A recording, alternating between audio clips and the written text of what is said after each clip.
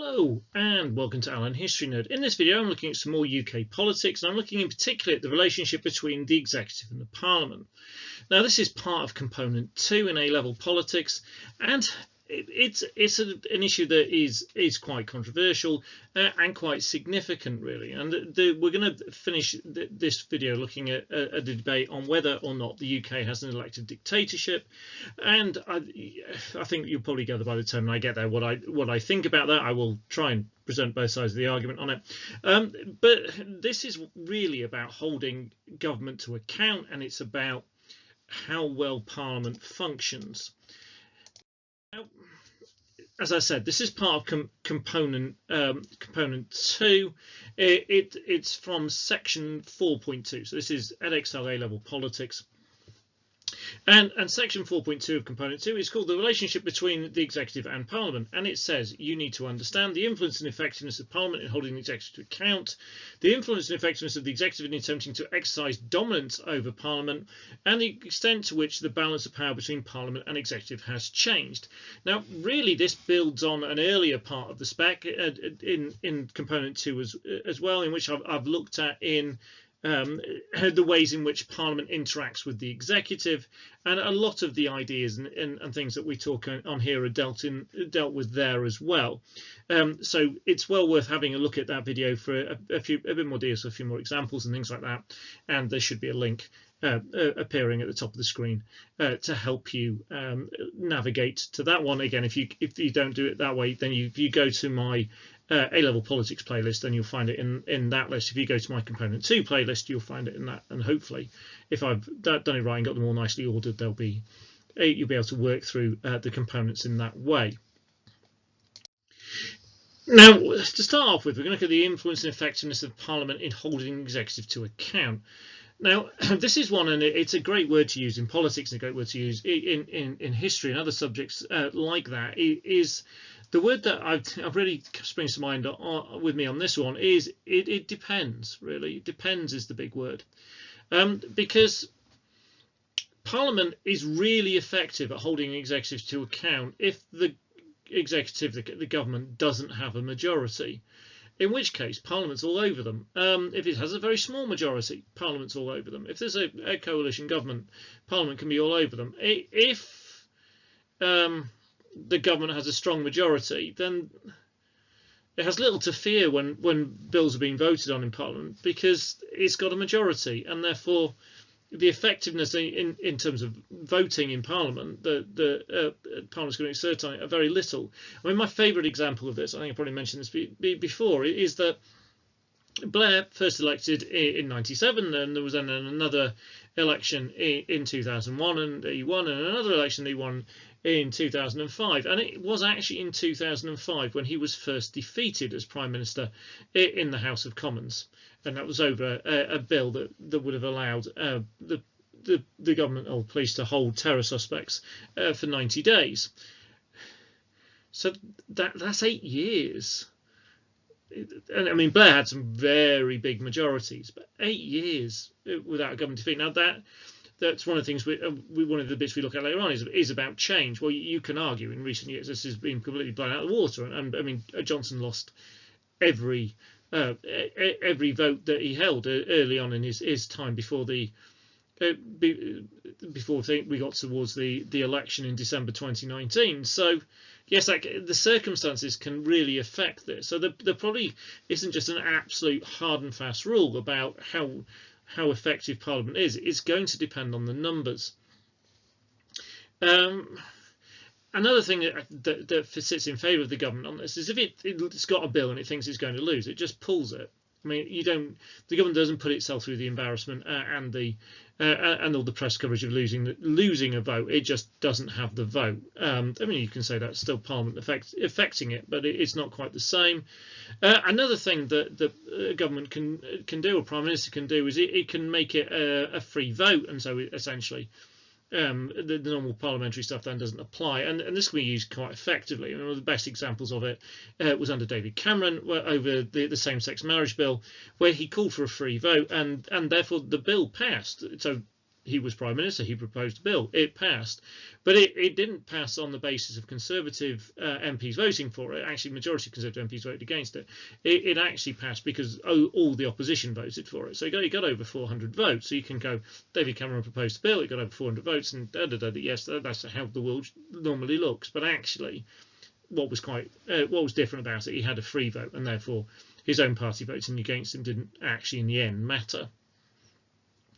Minority governments and coalitions, as I said, they face a great deal more difficulty. I mean, May and Johnson, they just lost loads of votes. So we talk about that's kind of the other extreme from what we were talking about with Blair, and most of those were to do with Brexit.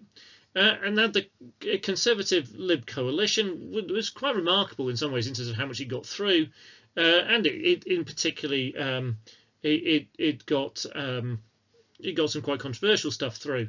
Including increasing tuition fees, but obviously it was far more susceptible to defeats on multiple issues because of the nature of coalition. I mean, over tuition fees, it broke the election promise of the Lib Dems, and Clegg later on was sorry. And if you haven't seen the video where that's turned into a song, I highly recommend you find it.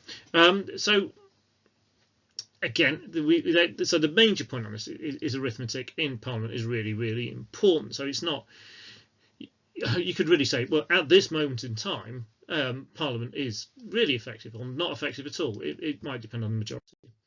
Now, there are a number of ways that Parliament can hold the executive to account to varying degrees of success. And probably the most notable kind of bit that we've got in terms of scrutiny in the UK Parliament is select committees. And they do have detailed scrutiny of departments, and they look at what the department's doing, and they look at the legislation linked to the department and secondary bits of the secondary legislation, and they can call witnesses, though the minister might block those, and they can run documents, but they might get them heavily redacted. And they can make reports and recommendations, though only 40% of those have been taken up by government statistically. And the select committees have the same balance as the Commons. Now, this really favours the government, particularly if it has, again, going back to the previous stuff, if the government has a majority, then it has a majority in all the select committees, and therefore there's one way I often reflect on this. It's a bit like if I got all my classes just to mark their own homework, which is a brilliant idea, actually. I might do that. It'd save me a lot of marking time. But if you just got this, it's kind of like, oh, right, yeah, oh, how are you doing? Well, just do it, mark it yourself. How are you doing? Oh, yeah, you think you're doing a good job. Excellent, that's great. The way the balance in it also then is really bad for small parties. Obviously, if, for example, if you're the Greens and you've got one MP, well, you don't get someone on every single select committee. So proportionally, these things can work out quite badly for the smaller parties. So the select committee bit is probably the best possible route for in terms of scrutiny, but it's not necessarily 100% waterproof. Now, the Liaison Committee is one of the big ones. The Prime Minister normally is in front of this twice a year, and it's made up of the chairs of all the select committees. So this is the big beast, and they can pull a Prime Minister under the coals. But the chances are that the chairs of the select committees are members of the party of the Prime Minister, and therefore it might not be that hard a ride, really. Since 2010, we've had the Backbench Business Committee, and this schedules issues and debates the government might not choose, might not want to do. It is a step towards greater power for the backbenches, but it still is a limited amount of parliamentary time that it controls, and it's still difficult for it to get things through.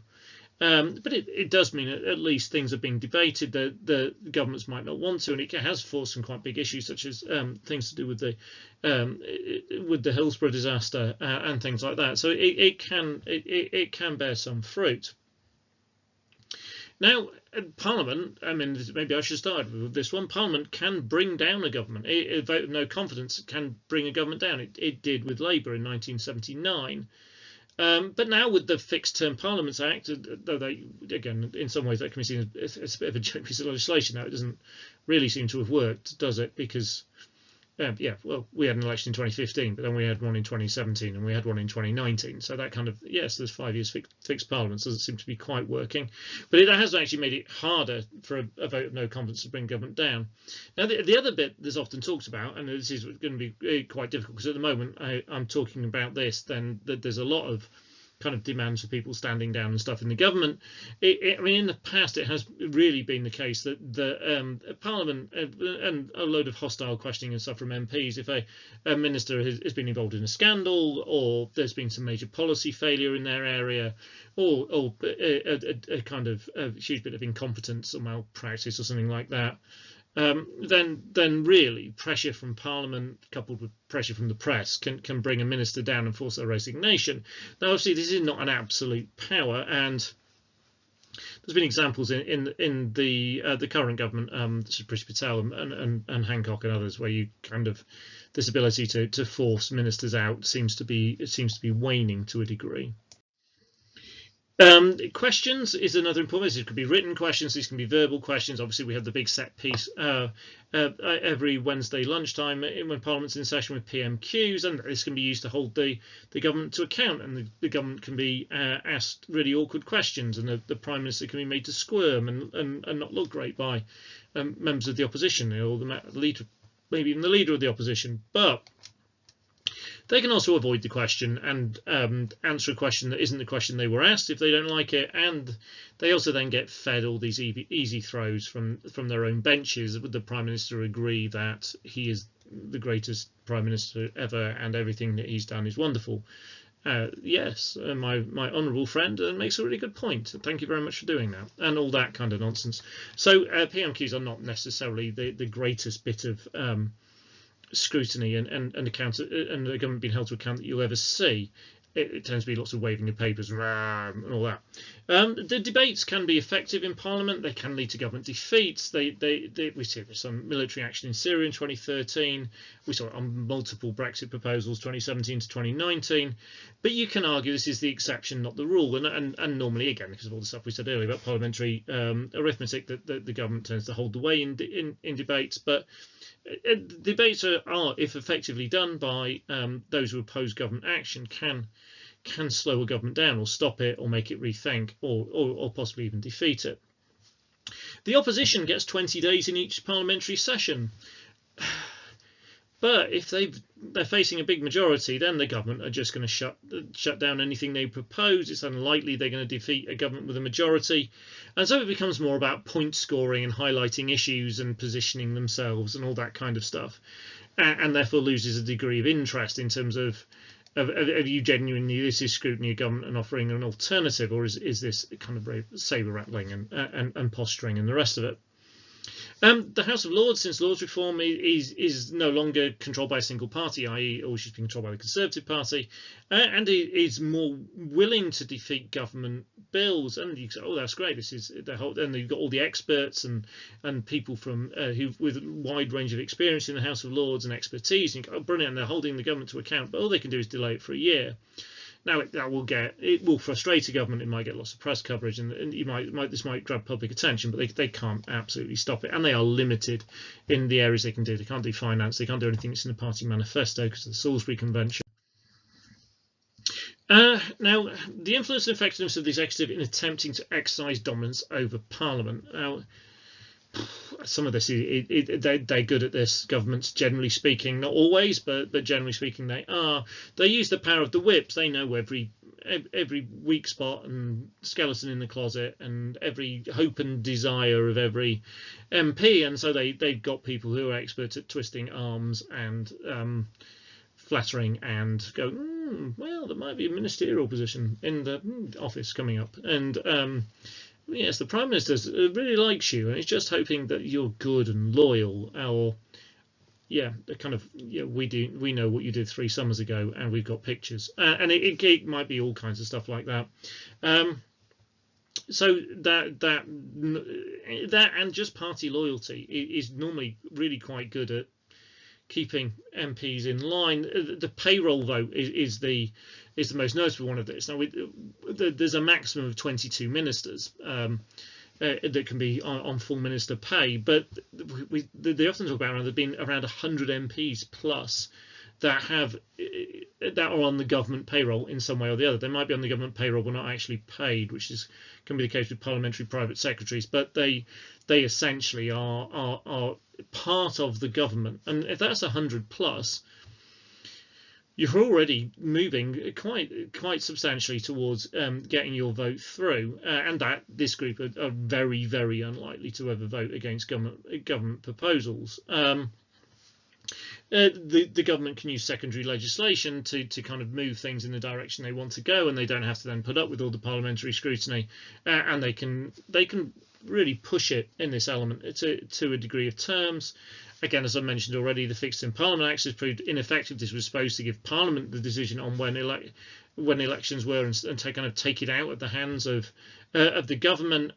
But we've seen the last few times there's been an election, really the government's choosing the date of the election, and they've just kind of bullied the opposition into going along with it, going, oh, you're scared, we want an election, and then it's happened. So despite all of this, and the Backbench Business Committee and all that, the government still controls the vast majority of parliamentary business. So yes, there are some opposition days, and yes, there are some days put forward by the backbenchers, but still almost the vast majority of time in Parliament is controlled by the government. And there are ways of holding them to account, but ministers still obstruct select committees, and the prime ministers still avoid questions, and the problem with all of this is that all of it does not necessarily quite have the teeth because of the way that our system works. It means that Parliament can stop a government doing what it wants to do, despite all the stuff we say about parliamentary sovereignty, because parliamentary sovereignty is one thing, but it tends to be the ruling party, the government, that controls Parliament. Now, has this balance changed? Well, there are some bits to get excited about, and then there are some bits which is kind of like, oh no, it's all just not works. So the Backbench Business Committee was set up in 2010, and yes, this has been a move forward in terms of giving more genuine power to the backbenchers in Parliament. It is limited, but it is a slight shift in the balance of power towards Parliament and away from the executive. It's a small shift, it's not a great big shift, but it is still a shift. There have been, if you look over recent history, a load of government defeats. Now, sometimes you can look at these stats and kind of go, well, things have changed. If I go back to the days of Blair and one defeat in 8 years, and then I look at all these defeats that have been in the last 8 years, everything's changed. This is a whole new world. Well, that's because we had a coalition government 2010 to 2015, then a minority government 2017 to 2019. In between that, we had Cameron with a majority of 12. Which is not quite the 169 that Blair had at one point. So yes, things did change for a period of time. Now, there was also in the middle of all that, there was the very divisive issue of Brexit, and that kind of blew party lines out completely. And so people voted in all kinds of different ways, and the whip bit didn't seem to be working hugely well, even as Johnson went and removed the whip from the likes of Nicholas Symes and Kenneth Clarke and all kinds of crazy stuff like that happened. Well, but will this run of loads of government defeats continue? Well, probably not when the Conservative government have got a majority of 80. So that might have been kind of a blip, really. It might not be proof that the power has shifted. The Lords has been increasingly assertive since the removal of hereditary peers, but it is still restrained by the Salisbury Convention. It is still restrained by the Parliament Acts. It still doesn't have the teeth. Now, you can argue, well, it shouldn't have the teeth. It's an unelected, and Commons is elected. And if a government wins an election and has a majority, then it should be able to pass loads of legislation and dominate the agenda of what's going on. It's won the election. It has more seats than all the other parties put together. And then you might go back to, oh, your Unit 1 stuff and want to start talking about electoral systems and all that kind of thing if you're unhappy with it, or supporting first past the post and go, no, this is just the right thing that should happen. The balance of power shouldn't shift dramatically away from the government. Government won election. Government has a mandate from the people to do what it says it's going to do.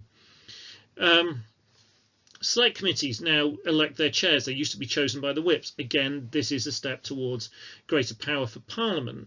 But the select committees, as I said earlier, still reflect the majority that the government holds, if it holds a majority. So to a degree, these are steps towards a greater balance, but they don't tip it over, in my view. Now, you might well see that slightly differently. So does all this mean that we have this kind of emotive phrase, an elected dictatorship?